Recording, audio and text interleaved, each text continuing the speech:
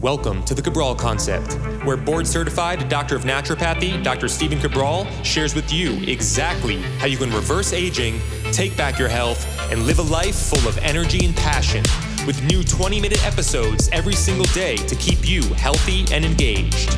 Now, here's your host, Dr. Stephen Cabral.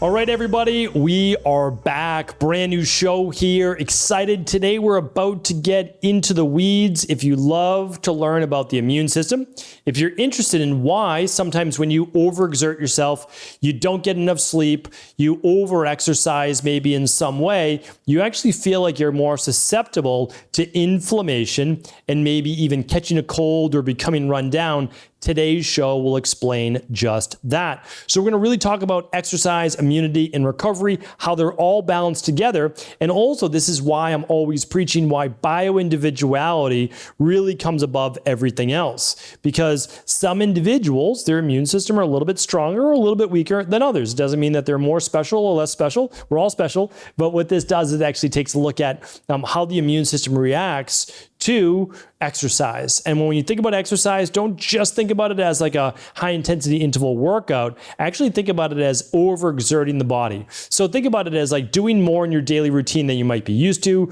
traveling on an overnight flight, like anything that's exerting stress on the organism, which is your body. All right. So what I'm going to do, since it's like it is a extremely well done research article. So I read a fair amount of research in my time. This was one of the best papers that I've read on exercise and the immune system. So if you want to go deep, I invite you to do so. Head on over to stephencabral.com/2799 after the show. I will link it up. It's in the Journal of Applied Physiology.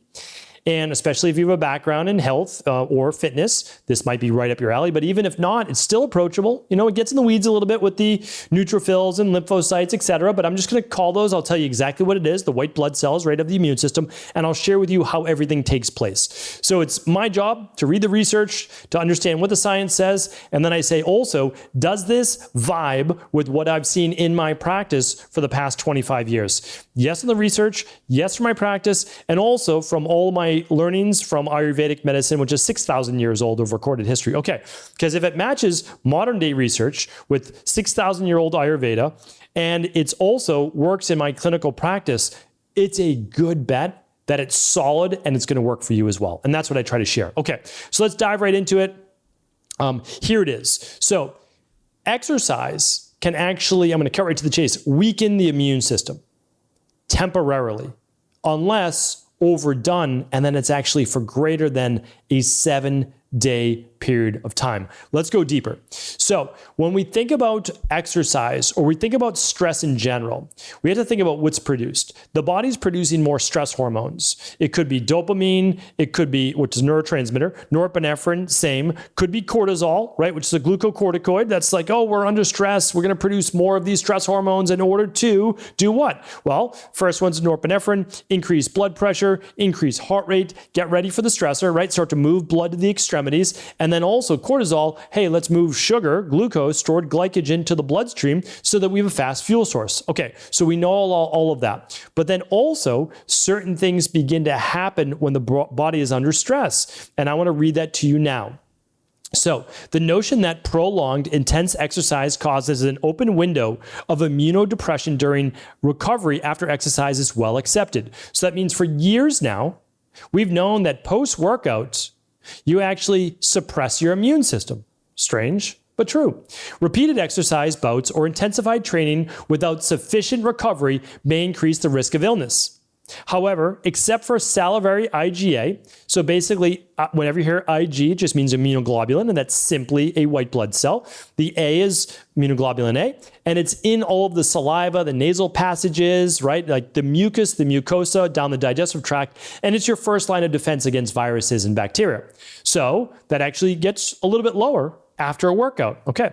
Inconsistent markers of this immunodepression remains elusive, meaning like they're having difficulty finding it. But here's what they found.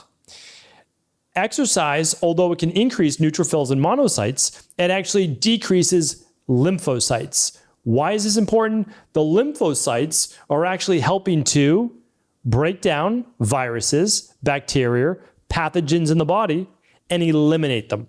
That's an important one. We want to keep, think about your lymph nodes, right? In your neck, they can get swollen, under your armpits, in the groin, behind the knees. We have all these lymph nodes, part of your lymphocytes, part of your lymphatic system. All right. So, and then there's other effects with natural killer cells, T cells, and CD8 T cells, reg cells, basically, for a lot of autoimmune-based issues as well. All right, so I don't want to get too deep into this, but this lymphopenia, so lessening of the white blood cells, can often reach levels typical of clinical lymphopenia, but the lymphocyte count is usually restored to both the resting and clinical normal within 4 to 6 hours of recovery. Okay, so now it's telling us for about 4 to 6 hours, you have a window of actually depleted immunity. After bouts of exercise, so a couple hours, like hard exercise, natural killer cells, which account for most of the exercise-induced lymphocytosis, may be 40% lower than the baseline value for up to 7 days after exercise. So a really hard exercise session can set you back 1 week. Now, it's not all gloom and doom. Let me get to that. I'm just going to get through the science just a little bit more, and then I will go through what all of this means and how it may affect you. Okay, so let's go a little bit further. Exercise-induced fatigue exists on a continuum. That's what I love to say, bioindividuality. Repeated bouts of intense exercise on the same day or over several days may cause acute fatigue, as indicated by an inability to maintain exercise workloads. What does that mean? It means that you might be an individual who does perfectly fine exercising 2 or 3 days in a row, but anything more than that, without a recovery day, you start to crash. You have more what? Irritability, brain fog, achiness, soreness, fatigue, etc. Right? You feel more inflamed. That is precisely what we're talking about. Okay, because your inability, you're not regulating inflammation properly. Recognition of the link between excessive exercise training and risk of illness has stimulated interest in the nutritional supplements and physical therapies to counteract immunodepression and restore immune function after exercise. Okay, so they start to go deep into what may be helpful. There were 3 things out of let's say it was 5,000 word paper, out of what was most helpful, and I want to bring those 3 to you. Carbohydrates. Believe it or not, again, it's something I've been talking about for years. Why? Because I was one of these individuals. Just keep in mind, I had Addison's disease, inability to produce cortisol. I had myalgic encephalomyelitis, basically walking around every single day feeling like you have the flu. It's terrible. I couldn't exercise because I would get wiped out. But there was not one doctor or practitioner when I was in my early 20s that could tell me why I would get wiped out after playing a basketball game with my friends, or why this was happening in my body. They just said, well, you have Addison's disease. Well, you have, chronic fatigue, you have whatever. Okay, but what does that mean? Why? Nobody could tell me why. This research is now telling us why. So I knew for me, and going forward, I'm someone that loves to exercise. I love that. Now that I have overcome all of my disease states, right? Overcome the type 2 diabetes, the autoimmune, the Addison's, the myalgic encephalomyelitis, the POTS, the insomnia, the allergies, all the things that I had, I love to exercise now, but I still can't overdo it. That's what we're talking about, bioindividuality. So for me, I realize, I'll just cut to the chase, but I want to get back to these 3 things that really work. I can work out Monday, Wednesday, Friday with weights, okay? So I can do every other day. I try oftentimes, because I always try, can I do Monday, Tuesday, Wednesday off, then Thursday, Friday? Can I get in 1 additional day? I can for a while, but if anything else is off, not enough sleep, etc., my body starts to become a little bit more inflamed. My specific genetics, my specific dosha, those types of things. But on Tuesdays and Thursdays, and typically on Saturday, I can then do cardio. So I'm doing something different. So I get in a lot of the things that I love. And it could be swimming, it could be biking, it could be doing my exercise with oxygen therapy, and I can do my sauna and all these great things. So I still get to do what I love, but I can play with it a little bit. Now, here's something I found in my 20s that always worked, and it allows me to work out hard.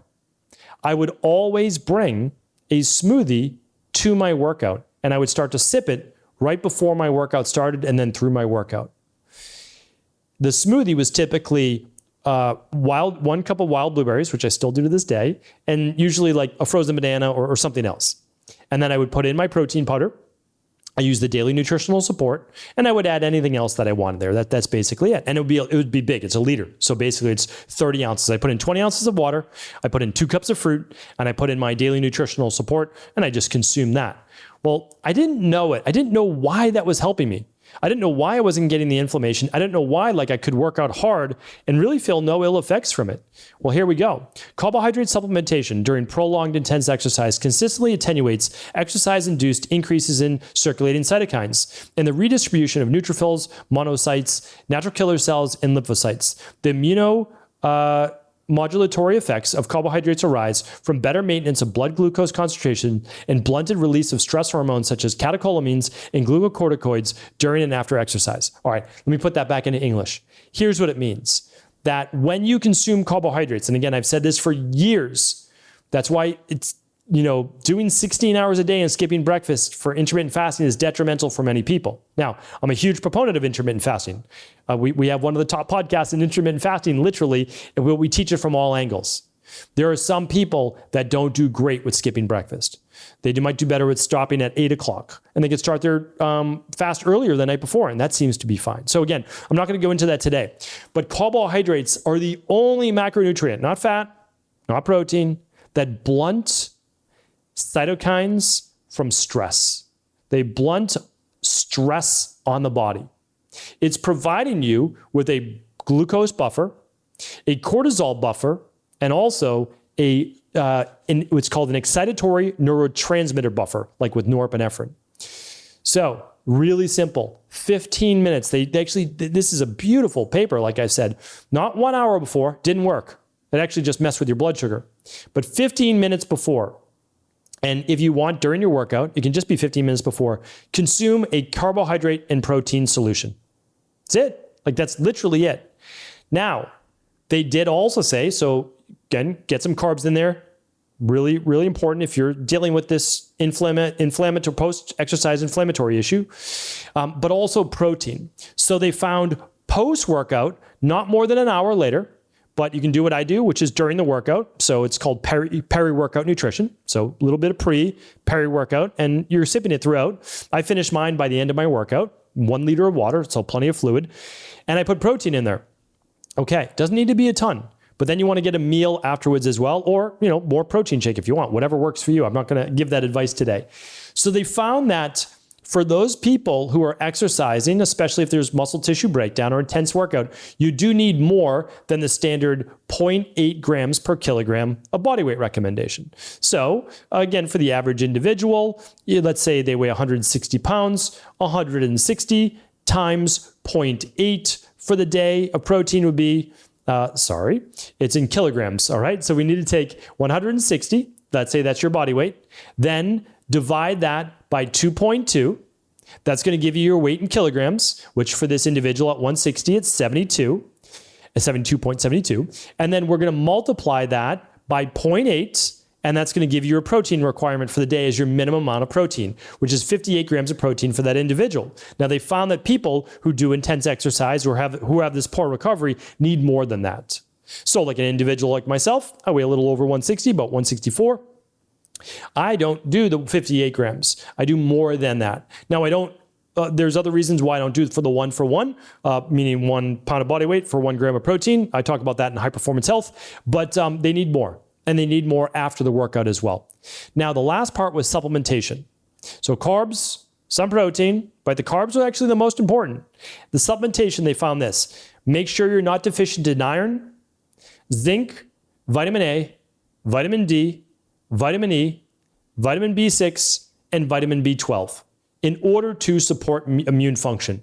And there's one more that I believe that they missed, and that's vitamin C. Without a doubt, for immune function, you need vitamin C. Now, as a caveat to that, you don't really want to do your vitamin C or vitamin E in high dosages directly post-workout, which could blunt the repair-based process. So you can do your vitamin C earlier in the day if you want. Very easy, very simple, straightforward if your workout's later in the day or vice versa. Okay. The last part is this. They said to increase phytonutrients, plant-based antioxidants fruits and vegetables, brightly colored fruits and vegetables. If you want to go a little bit higher on the vegetable side instead of the fruit, that's up to you. But keep in mind, your carbohydrate could be your fruit at your workout, and now you're getting a 2-for-1. Phytonutrients, brightly colored fruits and vegetables with your carbohydrates, pre-workout, peri-workout, and you have it all. So I think that this was amazing research. By the way, it's going to benefit who? Well, the people who just feel a little bit more inflamed after a workout, no doubt about it. But here's another thing, like this is just as important. We all, as we get older, get a little bit more inflamed after a workout. Our immune system quite isn't what it was when we were in our teens and 20s. So this might be a solution that you look for as you want to keep up with your workouts, but as you age as well, start to not necessarily drain the body of its energy by doing a lot of fasted workouts, but maybe we use a little bit of this peri-workout nutrition. Now, there's a time and place. If you're totally fine, you feel good, there's no inflammation, there's no issues, and you're looking to lose weight, I do agree. I have a lot of podcasts on that as well, and you would want to potentially do a fasted workout. So it really matters what? About bioindividuality. My goal as an integrative health practitioner is to help those people that have not been given the help that they need. And so if there's any questions you have for me, feel free to put them in the comments below. Hopefully it will become a podcast for you in the future. Love being able to help. And on the weekends, I answer all those questions at Ask Cabral. Thanks so much for tuning in today. Again, appreciate all the downloads, the subscribes, the likes. Do feel free to share this show with anyone you believe it can serve. And don't forget to tune into our Friday review tomorrow, where I'm always giving you a brand new book review, product review, and even more additional research. Take care, everybody. Ever wonder what the best sauna, blue blockers, sleep trackers, wake lights, salt lamps, or other health gadgets are? Or what about the top non-toxic mattresses, sheets, soaps, bath products, toothpaste, and cookware? Or would you like to know the cleanest choices for hemp parts, meal delivery services, supplements, and much more? I personally curated, researched, and now created a resource page of all of my top picks that continues to grow each week. These are the exact products I use in my own life, with my family, in my private practice, and they're the ones I trust. To find out all of my up-to-date recommendations and all the details, simply head on over to stephencabral.com/resources.